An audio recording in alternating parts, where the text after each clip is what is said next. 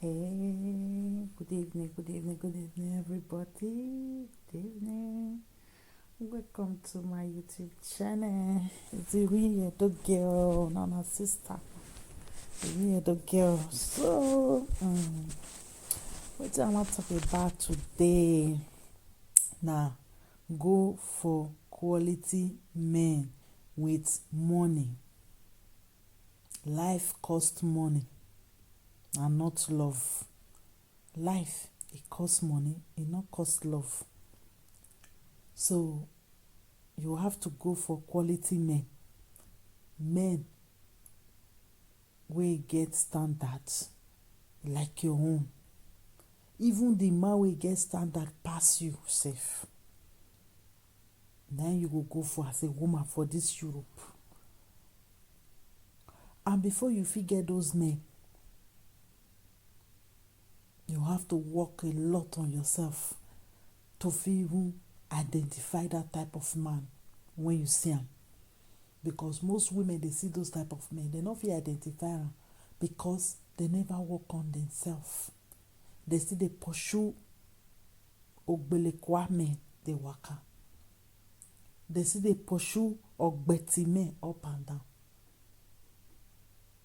They still dey pursue ikwe up and down instead of to go direct to the source of men wey they deserve. Something say if they talk say they need nice man, they need man wey get money, they need man wey go take care of them, they need man wey go do everything for them. They believe say that they ask too much. Why? Because they don't know their value. They don't know their position. They don't know their role when they're supposed to play in the life of a man. Most darky women, they don't know their role at all. Their own are to just, they believe say that to just get a man. If you not get money, no problem. We will suffer together. We'll be together. We'll do this one. If you not get money now, no problem. I'll provide a house for her. I'll provide food for her. They don't know their role as a woman. That one a problem to start with. The moment you know your role as a woman, you know you be feminine woman. You be beautiful woman. You polish yourself. You polish your brain. You love yourself so much. You see, say that moment, anybody will come your life. Be it a boyfriend, be it a fiancé, a husband, a friend, common friend, they will respect you. They will love you. You know why? Because you love yourself.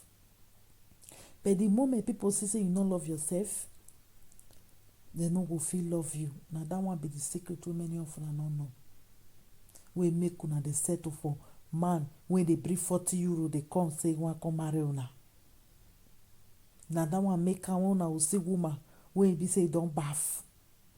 That anger una go dey take am till dey choke am. Una will come dey get anger like say una be man. Why? Because una not go for quality man. Una not believe say this life it costs money to chop for nice restaurant, wear your high heel, dress fine, look nice, look feminine. Una know say it costs money, and it costs a lot of feminine energy to dey around the man wey really don't polish himself too. We can say some women that will don't polish themselves small. They will go carry ogbeti men, they will go carry ogbekwa. Man wey they carry 40 euro, they call do marriage right from Europe. They don't say, okay, make we cut this marriage off. Many people, they don't know, say they have to think about themselves instead of thinking about the society, thinking about their auntie, thinking about anybody. Like I did, so I not send people waiting no will give me joy. I know they enter as I just did so. Before I feel they play, but now me confessed. Even before my kids, I confessed. My happiness, my mental health, how I feel confessed before anybody in this world. Because I may be the pilot of everything. If how I feel na me be number one. For you to carry yourself enter situation wey be say go give you headache, go give you problem, at the end you go come dey blame everybody.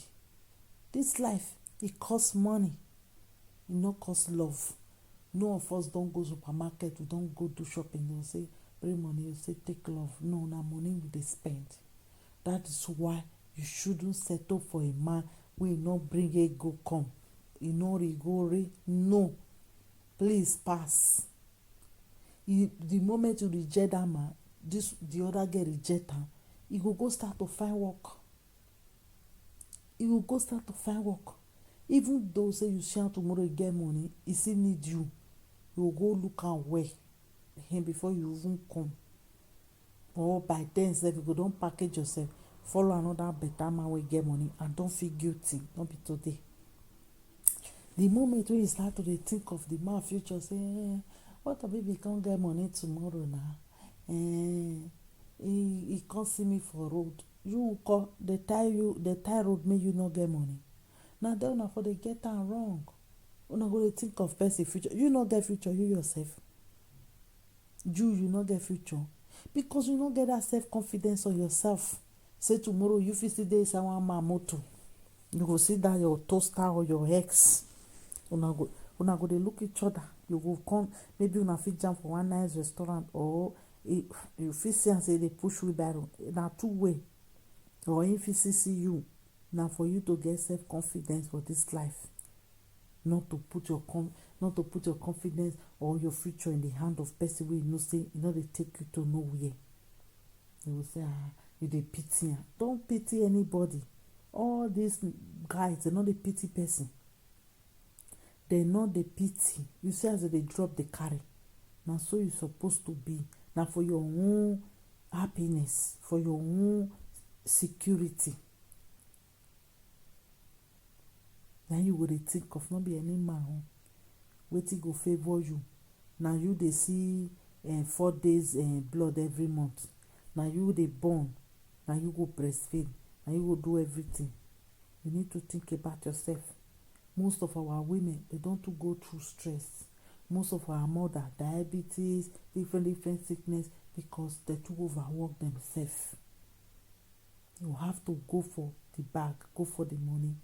Man will get money to give you, to spend for you, to take off you, to love you, to care for you. When you still born, bam, man will go value that pikin. He will love you. He go thank you during the baby, buy gift for you. As you wake up, you get nice flower for your bed. Not be man wey be say you go born, you no go see money to buy, take enter bus go as. I don't see am.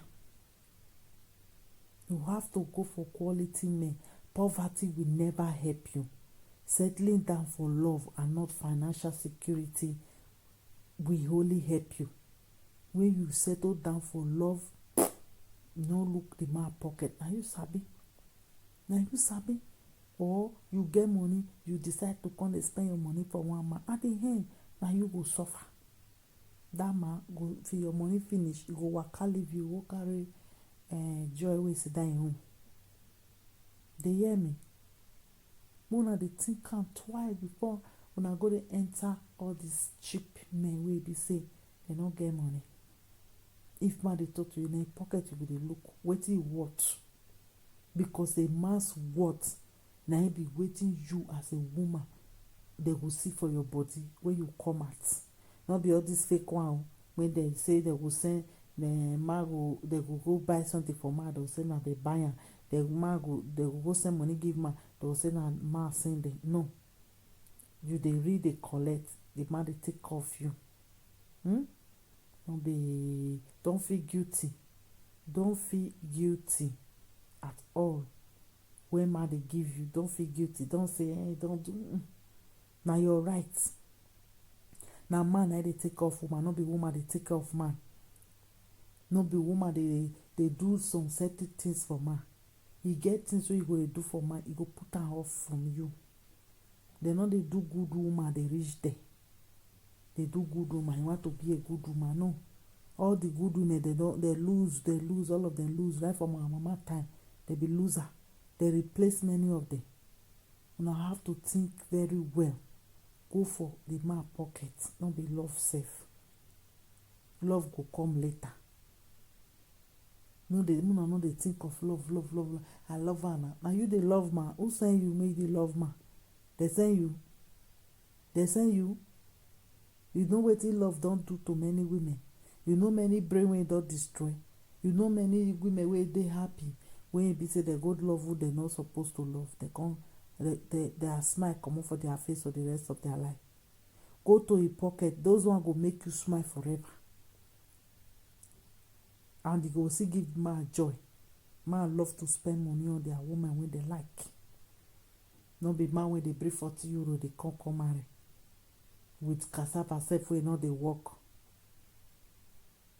When una go start to use una sense do women, na una dey manage wetin? Manage man. Which man don manage una? Which one? When una no dey deliver, dem dey exchange una. Why una no learn that same behavior? Who no dey deliver, exchange am immediately. Nothing dey happen. Una dey talk of love. Na because of una dey create love come this world. Una package una sef o. Go for quality man. Born your children with man wey be say get life, get future, get legacy to drop. Man wey love you. No be the one una love. Okay? So na so I wan make this video short reach. Go for man that have something, that have life. Okay? Because this life, it costs money to live well, to live happily. I no dey talk of rich man. To live a comfortable life, you need money. A man need to provide, care for you, care for your children, make you comfortable, love you properly. No be the wayo. All those una will marry, una get boyfriend, una come talk to actress. No, be who you are. Just be you. Be natural. If you are the smiling type, smile more. And so it be. Dey flexible. Some of una will just use space for head like say up one four come down. You have to be flexible. You have to be happy. Choose man, choose your happiness by yourself. Don't be everybody will come and una go suffer together. Who dash una suffer? Let's stop this video anyway. I dey real Edo girl. If you see this video, like and subscribe to this YouTube channel. Yeah, we know they cuddle them. We know they cuddle my beg. We know they give them pampers. We know they give them baby food for year. We dey talk and say be. Who not like her? I beg pass. So I don't want problem. Pass. Okay. I have for the drop my 2 cents. So if you see this video, subscribe if you want. If you not still want, press the down button or the like button. Bye bye everyone. Love you.